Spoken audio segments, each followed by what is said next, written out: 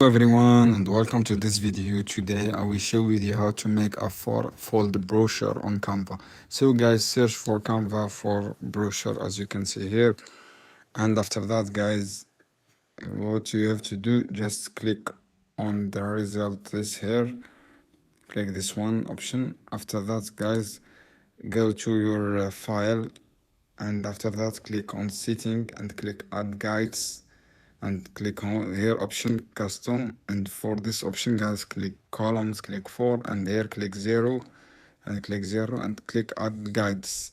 This is, as you can see here guys, for fold brochure create on Canva, and you can customize this by, you can fold this with design, anything you want to do. This is how you can do guys. I hope this video helpful for you. Then don't forget to subscribe and like and share this video for more content, and see you another video soon. Just click here guys, click file and click on setting and click this option add guides, and make sure this 4 columns and click add to guides. This is how to do guys.